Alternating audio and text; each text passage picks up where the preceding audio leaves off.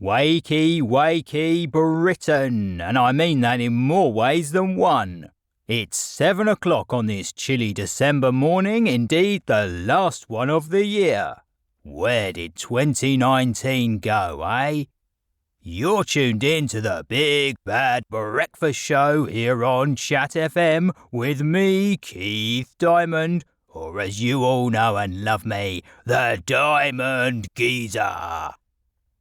Keith delivered his self-appointed nickname as he always did, at a volume loud enough to rouse any dozing listeners who were reluctant to get out of bed, and in the exaggerated fake Cockney accent he had developed over the years.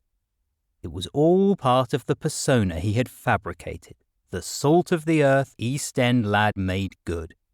He saw it as his mission in life to champion the cause of the beleaguered Londoner, besieged by the trials and tribulations of the modern world from every angle. What most of his listeners didn't know was that he had been born and bred in Watford. And as always, we've got a jam-packed show lined up for you today with lashings of common sense to go with your bacon and eggs. If we're still allowed to have that for breakfast, of course. We won't be able to for much longer when the militant vegans get their way, eh? Anyway, first up, we're going to talk about Brexit. Is Boris going to get it done? We're also going to be talking about the green agenda. What's going on with that? The rest of the media are obsessed with it. Saving the planet? Don't make me laugh. Who's going to pay for it all? I'll tell you who. Me and you. Muggins the taxpayer. Keith paused for breath, pleased with the way his opening monologue was going. Muggins the taxpayer was one of his favourite catchphrases for riling up the audience, and he had plenty more where that came from. Later, we've got a guy coming on who has been working on tonight's annual firework display, and get this, it's going woke. Yes, our beloved mayor has decided we're having a politically correct fireworks display. How's that going to work? Well, I guess we'll see tonight. But you can get a sneak preview here first on the biggest, baddest breakfast show in Britain. You just don't get quality broadcasting like this anywhere else. But before we get into all that, it's time to cross to the newsroom and get you up to speed with the morning headlines. Keith flicked the microphone off and hauled himself up out of the seat, knowing he had just 3 minutes to get to the toilet and back. At 62, with a long career in journalism behind him, he was a man who'd enjoyed more than his fair share of large lunches, and his figure showed it. Or rather the straining seams of his ill-fitting blue suit did. His face bore the signs of a lifetime of heavy drinking, his chubby cheeks flecked with red patches and bloodshot, tired eyes that had barely seen a decent night's sleep since he had first arrived in Fleet Street over 40 years ago. His hair was thinning, just a few wispy grey strands left of the curly black locks that had turned plenty of heads back in the day. Then, with his natural charisma and charm, he had taken full advantage and enjoyed a very active sex life. But those days were long past. Now, if it wasn't for his minor celebrity status, it was unlikely that any woman would look twice at him. It had reached the point where few did in any case. He found the rules of modern dating difficult, and soon he might not even have his fame to fall back on. Every day he felt as if he was swimming against the tide in an increasingly hostile media environment, full of enemies who would like nothing more than to see him taken off the air permanently. Lately they had taken to dredging up every controversial remark he had ever made in the past and plastering it all over Twitter. As he got up from the desk, he nearly knocked over his coffee mug from which his own face was beaming back at him. It was an image that was somewhat flattering in comparison with reality, but then the mug was a few years old. It was a leftover from some merchandise he had invested in to flog at road shows. He had ordered 3,000 of them, and they displayed his image with the words, "The Diamond Geezer, you know he talks sense," emblazoned across the front. They hadn't sold as well as he had hoped, and he still had a box with several hundred of them left in the spare room of his 2-bedroom flat in Fulham. Recently, he had hit on the wheeze of awarding them as prizes to listeners to the show, but it was still hard to get rid of them, even for free. Often the callers rang off hurriedly before leaving their address. The rest of the desk was messy with various notes, bits of stationery, and half-eaten food left by the presenter who'd been on the graveyard shift before him. It was bloody inconsiderate of her not to clean it up, in his opinion. He hated mess, a throwback to sharing a flat with his fellow journalist Jimmy when they had first come to London long ago. The studio in general was looking rather jaded, with walls adorned with faded photographs of famous guests who had graced the studio, some politicians, some entertainers, and even one of Keith himself from a couple of decades ago when he could just about still have passed as a poster boy. The studio was perched high up within a skyscraper, with the window behind his desk boasting a bird's eye view of the city's landmarks, from Big Ben to the London Eye. But Keith didn't have time to admire the scenery. He needed to get to the toilet. He had to get up and go frequently during the show, as he had been having some bladder difficulties recently. He seemed to be going every 15 minutes, and even then he couldn't get it all out. As soon as he popped the little fella back into his pants, the pressure squeezed out a couple more drops. He didn't know if this was a problem all men had as they got older, or if there was something wrong with him, but he was unlikely to find out, as the one thing the Diamond Geezer didn't do was doctors. His long-dead mentor Ted, from his early days on the tabloids, had told him so many horror stories about the medical profession that it had put him off for life. Not that these avoidance tactics had done old Ted any good in the end, but even so, the distrust of doctors had stayed with him. There was also the fear that there really was something seriously wrong with him. But his dubious logic dictated that if he didn't know, then he couldn't worry about it. Provided he maintained his personal hygiene, it would not be a problem.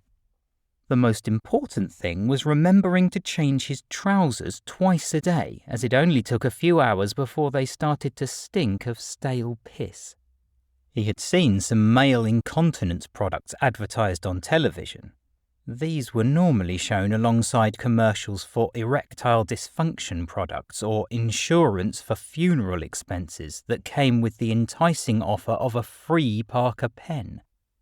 Presumably, these ads were aimed at retired folk who had nothing better to do than watch television all day. Well, he wasn't as old as them yet, and there was no way he was going to be wearing nappies again anytime soon. Provided he arrived at the studio fresh from the shower, wearing newly laundered clothes, then he was reasonably confident nobody would notice. And they hadn't so far. At least, he didn't think they had. While he was at the urinal, his producer, Tom, was in his headphones badgering him to get back, but he ignored him.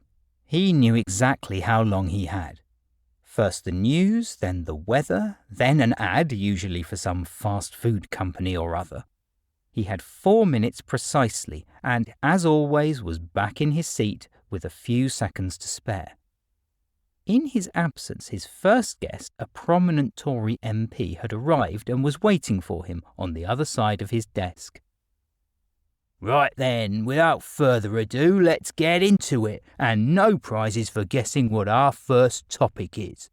Yes, it's Brexit again. I know you think I keep banging on about it, but come on. It's been 3.5 years of faffing about and we still don't know if we're getting a hard Brexit, a soft Brexit or a 3 bags full Brexit. It's time to put these ministers on the spot. And I'm pleased to say I've got one right here and I'm going to ask him the questions the others won't. They don't get an easy ride here like they do on those other stations. You know, the ones we don't talk about. And don't forget, you can call, tweet or text, and you never know, you might even get on the show. Remember, the best caller of the day wins a free Diamond Geezer mug. And then he was away in full flow, conducting his first interview of the day. It didn't take long for the calls and tweets to come flooding in. He knew exactly how to press the right buttons to stir up controversy. The truth was, he couldn't give a toss about Brexit, immigration, or any of the other topics he liked to bang on about. He hadn't even bothered to vote in the referendum. He just found it amusing how seriously both the Remainers and the Leavers took it all, and enjoyed stirring them up like a small boy poking at ants in a nest. By the time the first 20-minute segment of the show was complete, Keith needed the toilet again, and as usual, his producer wouldn't shut up while he was trying desperately to go. But today, there was something noticeably different about Tom's tone of voice. When he informed him that he'd been summoned to the station manager's office immediately after the show, Keith felt an unusual sense of foreboding. He had been frog-marched upstairs many times in the past for overstepping the mark, but as far as he knew, he hadn't done anything particularly controversial so far this week. He was more concerned about some of the rumours that had been flying around the station about a possible takeover. That could put his position in jeopardy. The broadcasting company occupied the whole of the 64th and 65th floors of the high-rise tower, and it was just a short lift ride up to the management suite on the floor above. But when he entered the boss's office, he was in for a shock. There was no sign of Douglas, the grumpy old git who Keith was more than capable of running rings around every time he tried to scold him for some perceived misdemeanour. Instead, he was confronted by an impeccably dressed lady in a tailored charcoal suit, her attire a sharp contrast to Keith's rumpled appearance. He was embarrassingly aware that while he had been interviewing the MP, one of the buttons had given up the unequal battle against his expanding blubber and popped off. It had exposed his hairy midriff, and his tie wasn't long enough to cover it. "Who are you?" he asked warily. "Where's Douglas?" "Gone," she said, looking him straight in the eye. As he met her gaze, he perceived an uncomfortable gulf between his scruffy demeanour and her polished appearance. Not only was she immaculately dressed, but she was well groomed too, most notably with her shiny chestnut curls cascading freely over her shoulders. She radiated not just confidence, but power, and suddenly this familiar office, so often a battleground between him and Douglas in the past, where he invariably came out on top, now felt as hostile as an away game at Millwall. "You don't remember me, do you?" she asked. "Should I?" asked Keith before slipping into his usual modus operandi and adding, "I've been around a long time. I can't be expected to remember every woman I've encountered, can I?" Although he said this in his usual manner, he chose his words carefully. He didn't add love or darling to the end of the sentence, though he couldn't resist leaving a little pause before the word encountered, just to allude to the possibility he might have dallied with her between the sheets at some point in the past. "Oh, there's no reason why you should, considering how little you thought of me the last time we met. In fact, I don't think you even saw me as an actual person at all, just someone to objectify." Bloody hell, thought Keith, not again. He'd had all this on Twitter a while back with some woman he swore he couldn't remember who insisted on adding the hashtag #MeToo to all her posts about him. He had dismissed it, reminding his followers that social media was not real life. But now it was being said right to his face, and it made for an uncomfortable situation. "Well, it was all a long time ago, probably," he said, crossing his arms defensively as he racked his brains trying to picture where he had seen her before and drawing a blank. "You're right, it was," she replied. "Almost 40 years, as it happens." "Really?" said Keith, looking at the woman who, to his eye, couldn't be older than early 50s at the most. "You must have been very young." "Oh, I was," she said. 15 to be precise. Cast your mind back to 1980, Fleet Street. Do you remember what you were doing?" "Sure," he said. "I have very fond memories of those times. I was just starting out in journalism and had landed my first role on one of the tabloids. But you can't have been there, surely." "Oh, I was. I came to Fleet Street to do my week's work experience. I was keen on a media career and managed to get the paper to take me for a week.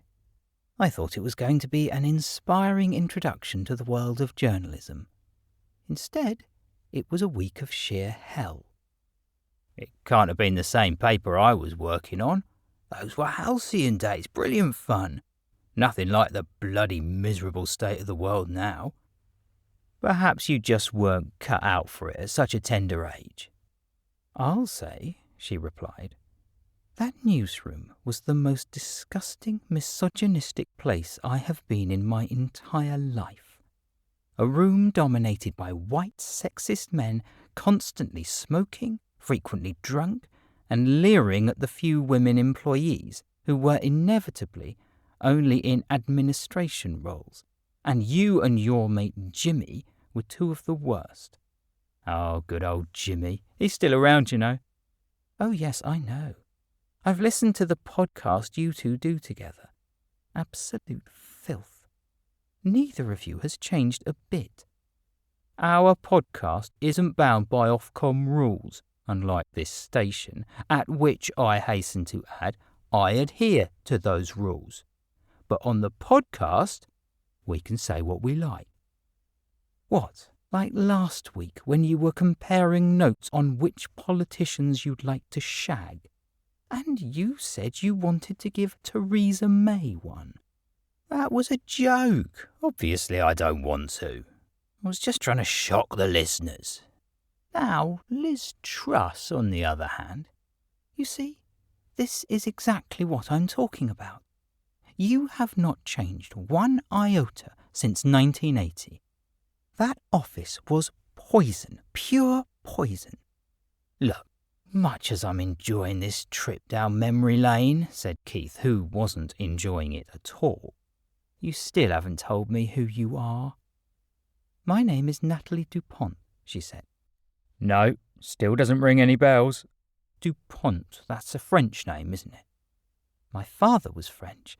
My mother was English," replied Natalie. "So even though I've told you my name, you still don't remember me. And you don't even know who I am now, in today's world." "No," said Keith. "Remarkable," said Natalie. "Let me fill you in on both fronts. Clearly you remember nothing of the week I spent in the newsroom in 1980. As soon as I got there, you and your mates started wolf whistling, making lewd comments, and refusing to give me any proper work experience at all, other than making tea." "That's just how things were back then," said Keith, in a lame attempt to justify the unjustifiable.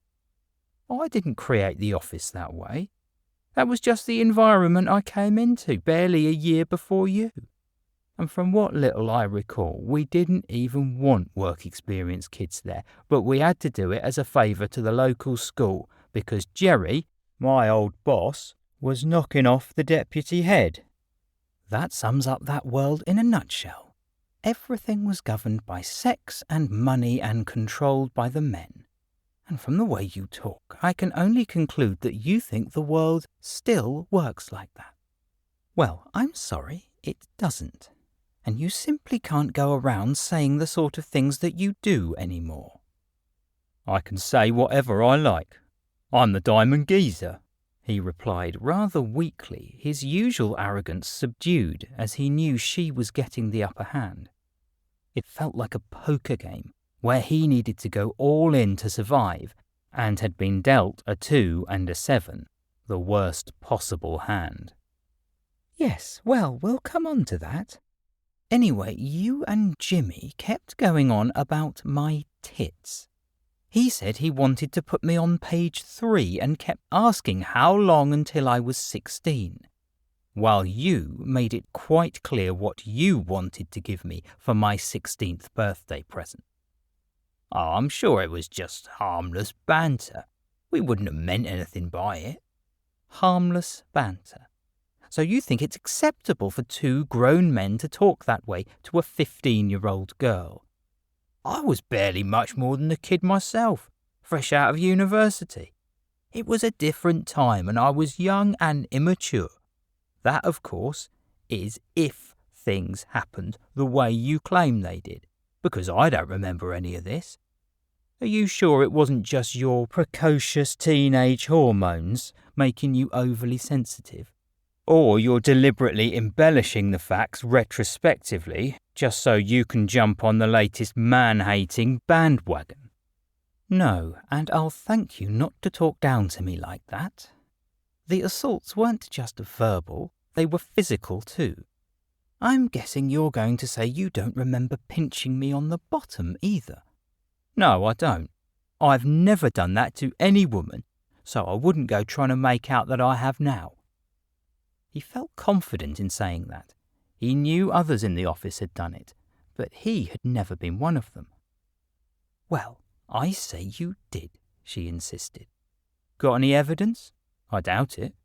Unlike today, where you can't say or do anything without the risk of someone filming or recording your every word, there is no record of anything that happened back then. If someone did do that, then it was probably Gordon or Bob. They were both a little handsy from what I recall. I can assure you with 100% certainty that it was not me.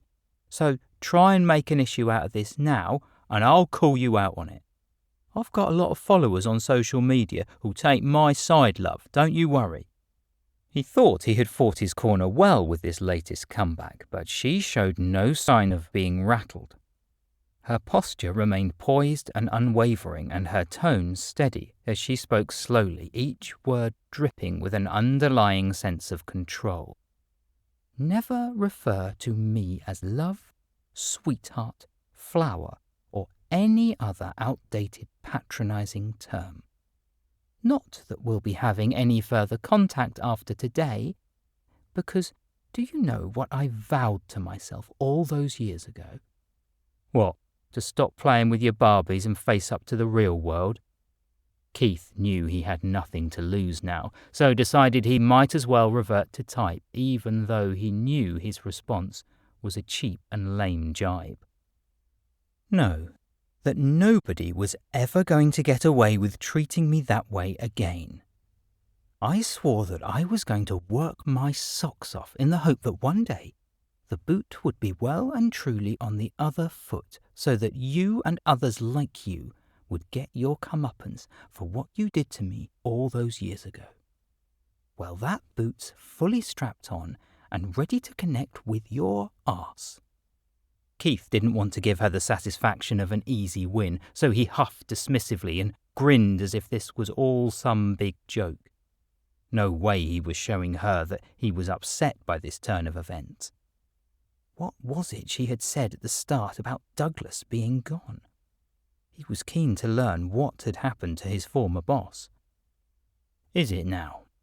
And what's Douglas got to say about all this? Not a lot, I would imagine. His feet didn't touch the floor on the way out. You can't tell me you haven't figured out what's going on here, surely. I know your diamond geezer persona on the radio comes across as being as thick as 2 short planks, but I assumed that was just part of your act. Now I'm beginning to wonder.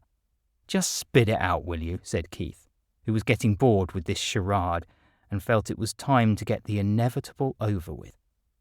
Right, well, as of first thing this morning, ChatFM as an independent entity has ceased to exist. We've bought the whole thing, lock, stock and barrel. And who is we exactly? Rainbow Media, she said, smirking, anticipating his response with glee. You must be joking, replied Keith incredulously. Rainbow Media? What on earth would you want with a right-leaning radio station? Well, that's just it. The politics of this station are bigoted, outdated rubbish, and there is no place for it in the progressive broadcasting world. We're going to bring the content more in line with modern values. You mean you're going to sing from the same hymn sheet as all the others?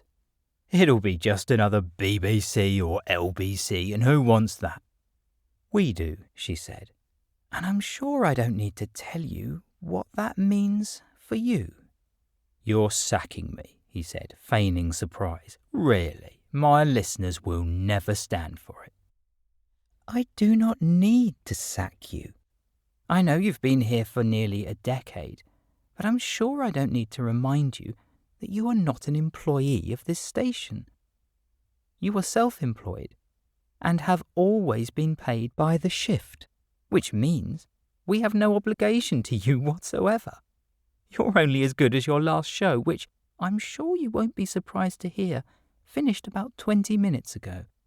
And the best thing of all is we don't have to pay you a penny of redundancy money.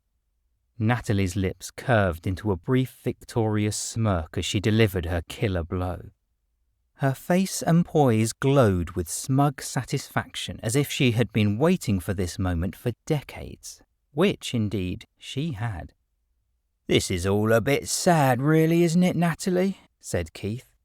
This isn't about business at all, is it? It's all about a poor little girl who got her feelings hurt 40 years ago and has been bearing a grudge ever since. Have you really spent half a lifetime consumed with a desire for revenge? That's not healthy, you know. No, this is a purely professional decision. It doesn't fit our business model to have sexist and racist presenters on our channels. Whoa, hold up a moment. You can't throw accusations like that about.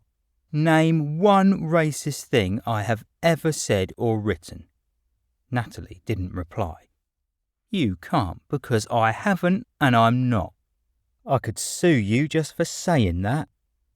This is a private conversation, so unless you're recording it, good luck. But from the way you bang on about immigration all the time on your show, it's plain obvious what you think. I can assure you, I do not think that. This station is about free speech and debating issues, that's all. Well, not anymore it isn't. Of course it isn't. Because people like you don't want to debate issues. You want everyone to think exactly the same way you do, and woe betide anyone who doesn't toe the line. And you have the cheek to bang on about diversity all the time. What about diversity of opinion? You're quite free to express your opinions elsewhere, Keith, if anyone will have you. But I'm not sure there's a big job market for dinosaur DJs over the age of 60. We'll see. So who have you got lined up to do the breakfast show? Ed Cowell. Good luck with that. You know what they call him, don't you? What? The wokest man in Britain. What do you think my audience is going to make of that? They'll be switching off in droves. Which is exactly what we want. We're going to attract a new, more enlightened audience. Your current listeners are about as welcome here as you are. Speaking of which, it's time you were leaving. Are you going to go nicely, or shall I get Barry to throw you out? I'm going, but there's nothing nice about it, said Keith, who was doing his best not to reveal how incandescent with rage he felt inside.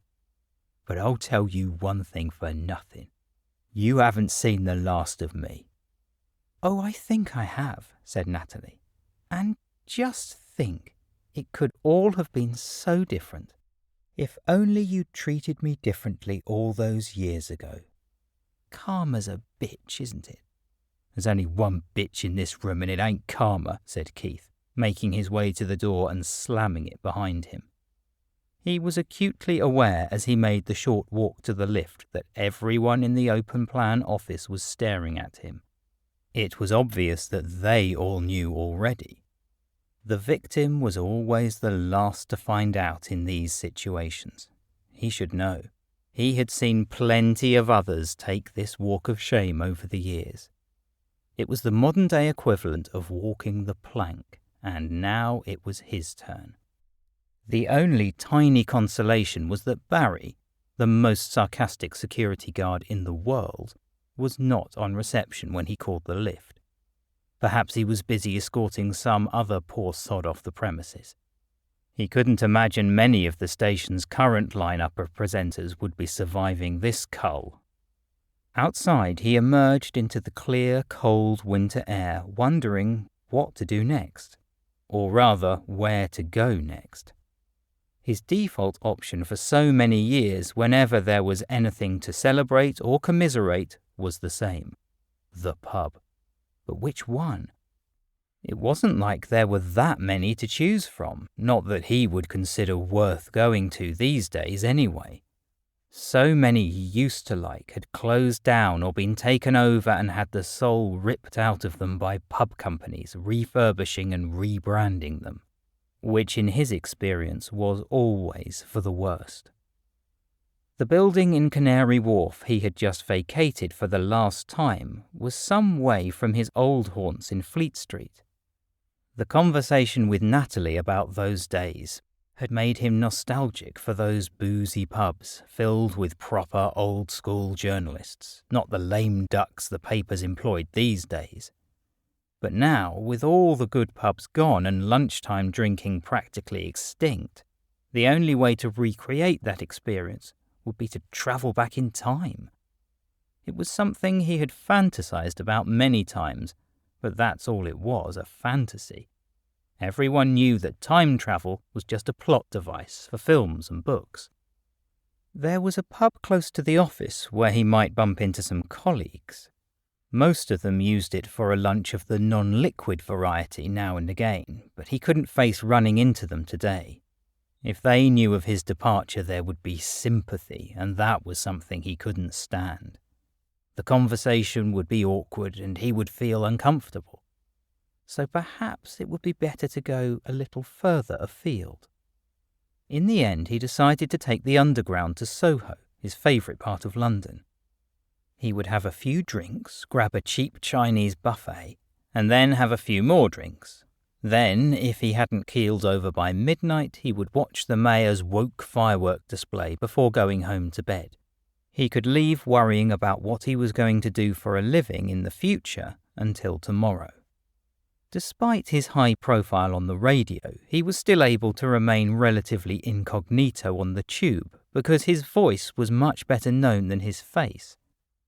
Even so, he was far more grateful than usual when a passenger on the Jubilee line recognised him and commended him on what a great show he had put on that morning. He didn't have the heart to tell the eager young man that it had been his last one. He got off at Bond Street and walked the short distance to Soho, one of the few parts of London where he still felt at home.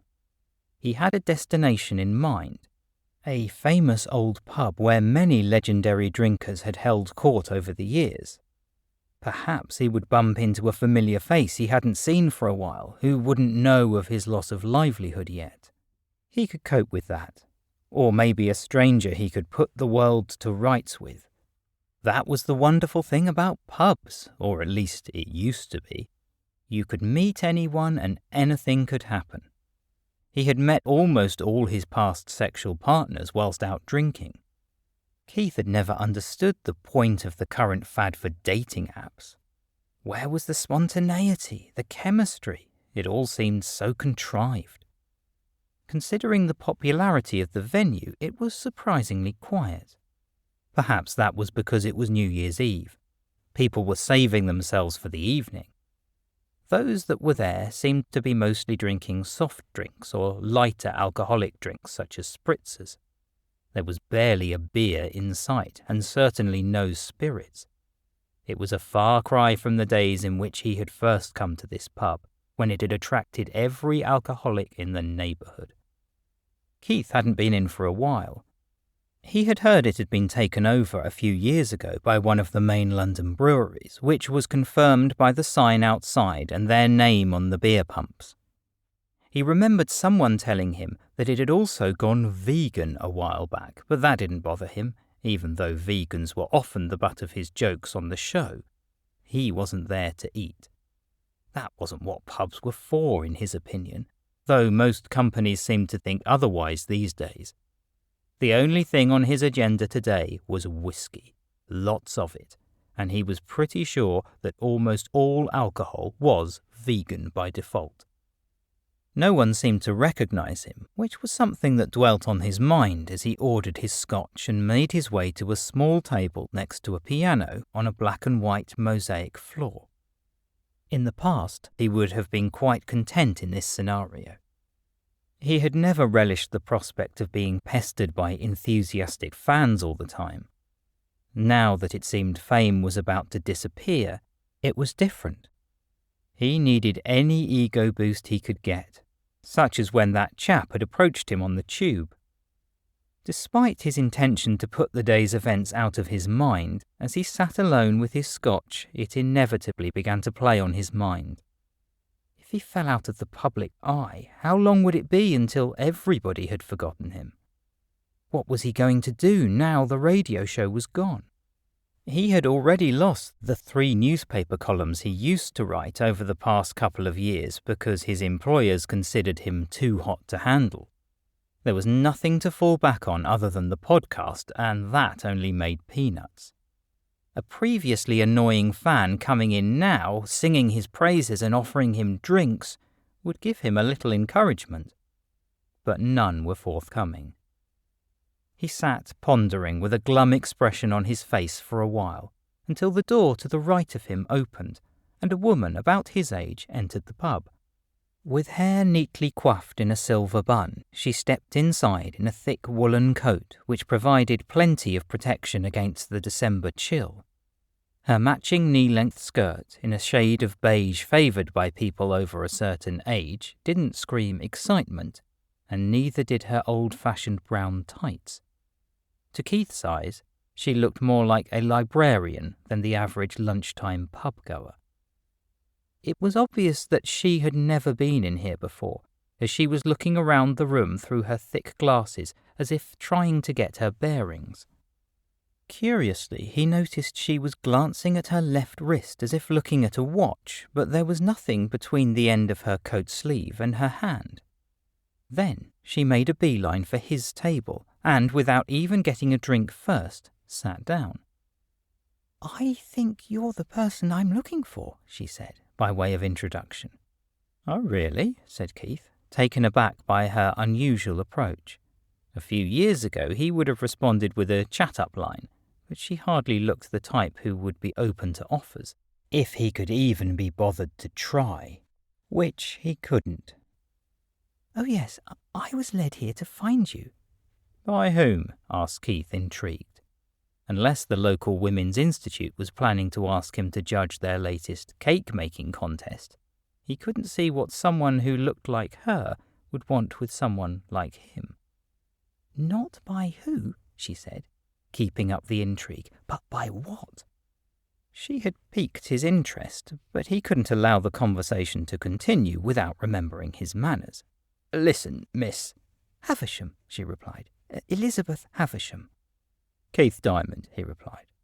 "Now, before we go on, I wouldn't be a gentleman if I didn't offer you a drink." "That's very generous of you, Keith. I'll have a sweet sherry." "One sweet sherry coming up," said Keith, heading up to the bar and getting himself another double scotch while he was at it. If put on the spot, he could have correctly guessed her choice of drink. He prided himself on being able to identify a person's favourite tipple just by looking at them, and she had sherry written all over her. It was a beverage that he rarely saw being drunk in pubs. Looking at her as he returned with the drinks, he had to wonder if she had ever been in a place like this before in her life. Luckily for her, it was quiet. What would she have made of the place in its heaving 1980s heyday? "So, Miss Havisham, what brings you to this esteemed establishment? No offence, but this doesn't look like the sort of place you usually hang out." "It isn't," she said. "Libraries are more my thing." "I never would have guessed," said Keith.